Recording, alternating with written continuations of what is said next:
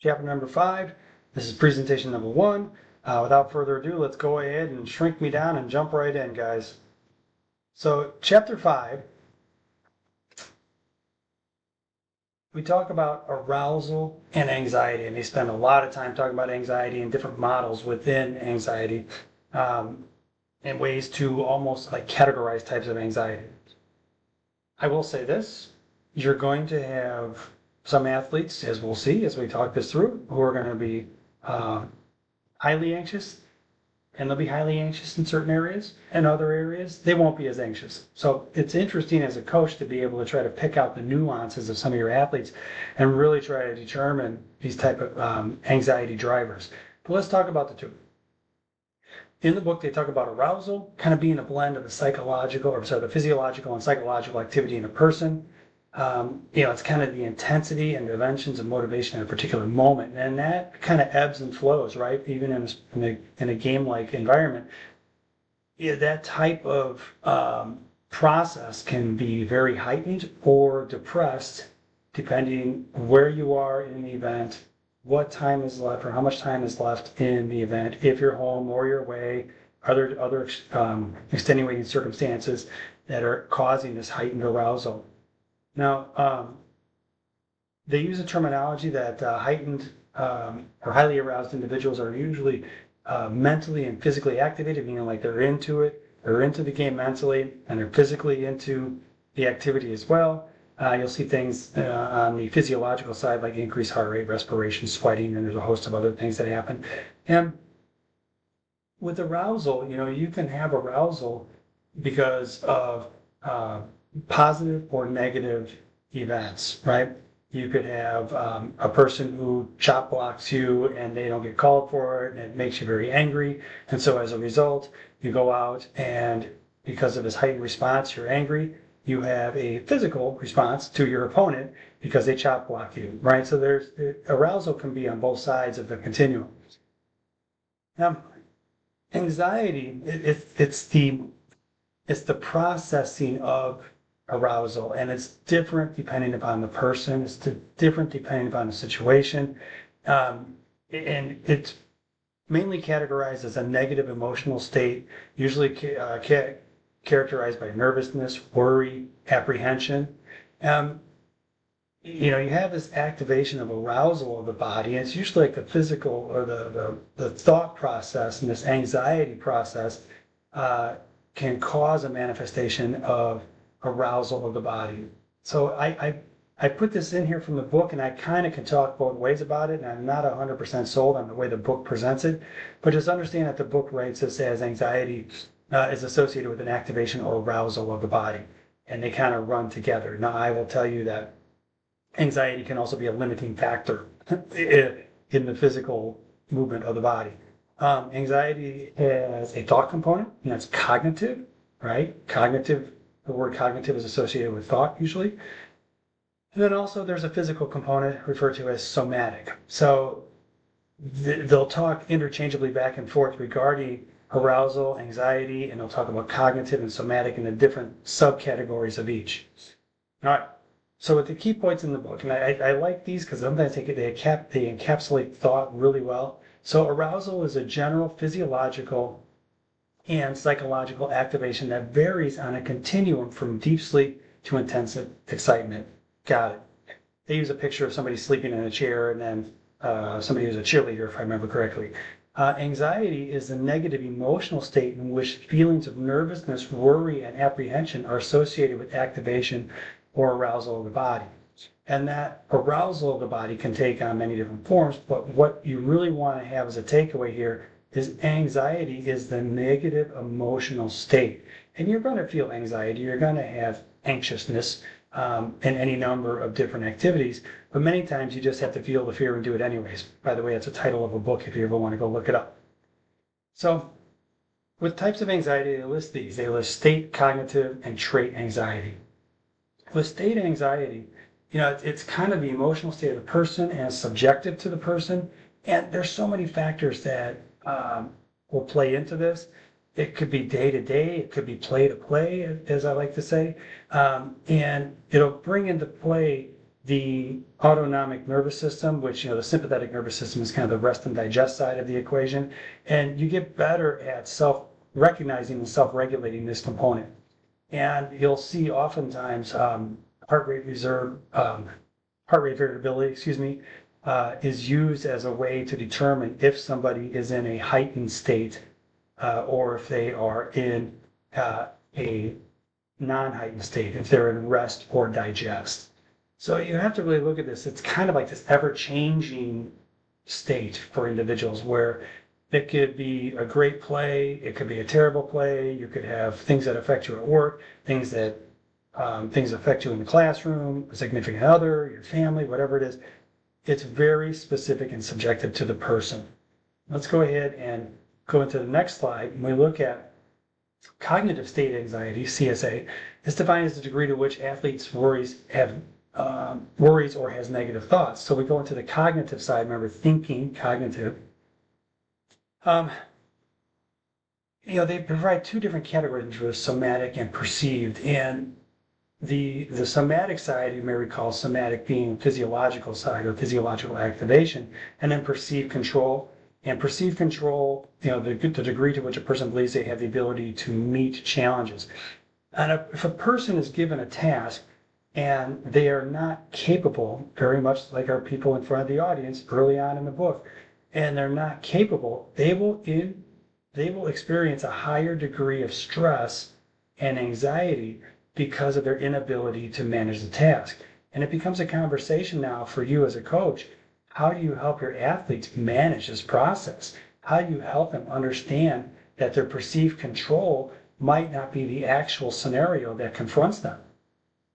Meaning they have this perceived notion that they can't control the environment, they can't be successful in the environment, and now you as a coach have to help them find ways to not only manage that process, find coping skills for that process, but perhaps as a coach you find ways to help them be successful in that scenario and show them that through proper coaching and through teaching prudent skills that they are actually quite capable in an environment. And you help to then downregulate maybe that self-talk or the perception that they can't do it when in fact they actually can.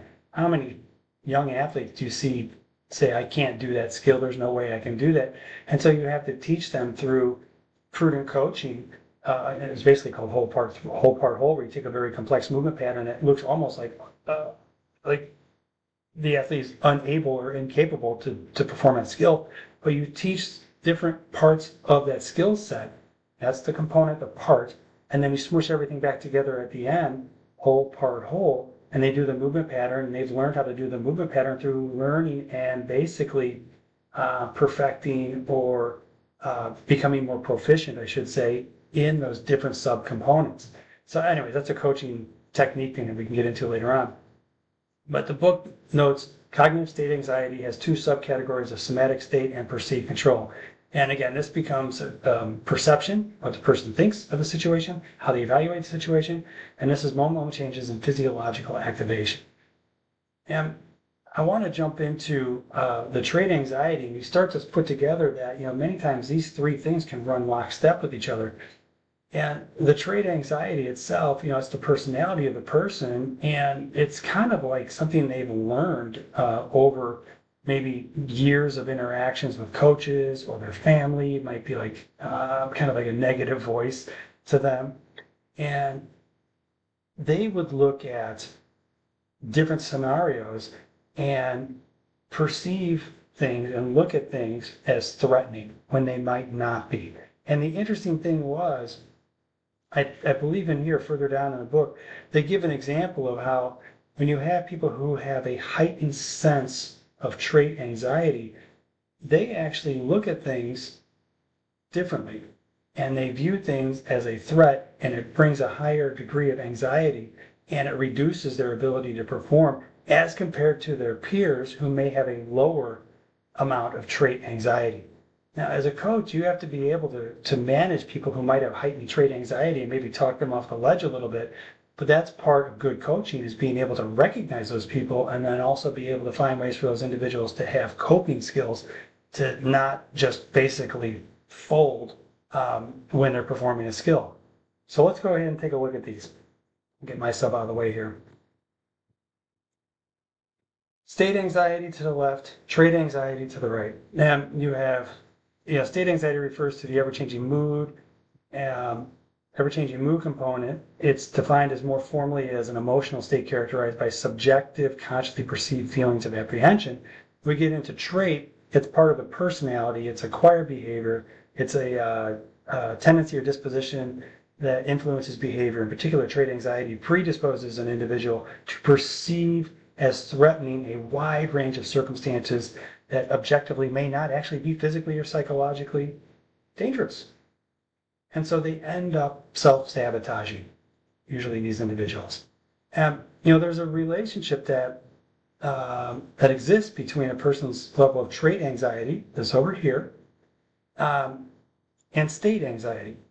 Research shows those who score high on trait anxiety measures also have more state anxiety in highly competitive evaluative situations, meaning when the money's on the table, when the competition is high, people will view the competition as a threat, and as a result, it'll change the mood. And long story short, because of the interrelated nature of these, trait anxiety will spill over into state anxiety and vice versa. And the relationship itself can have deleterious effects to performance.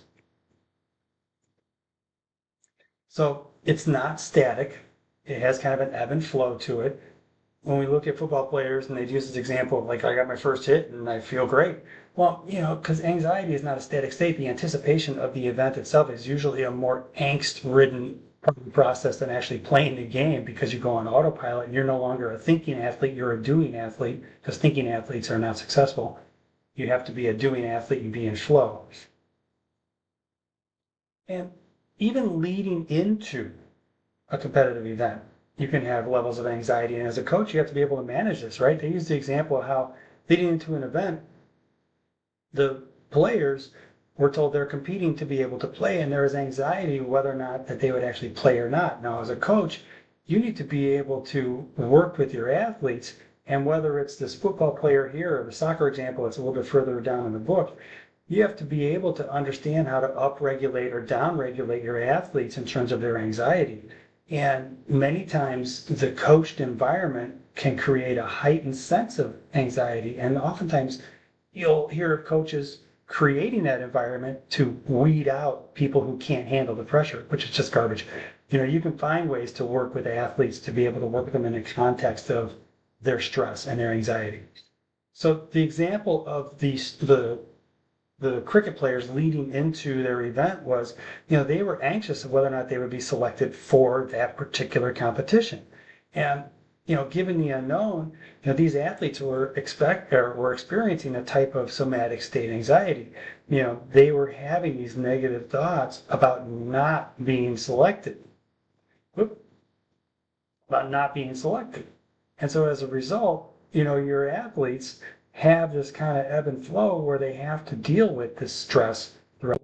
But again, when we're talking about their thoughts regarding being selected, I would contest that there are plenty of coaches that do that as a skill, or as a tool to be able to incentivize or motivate their athletes to play harder and practice harder during the week.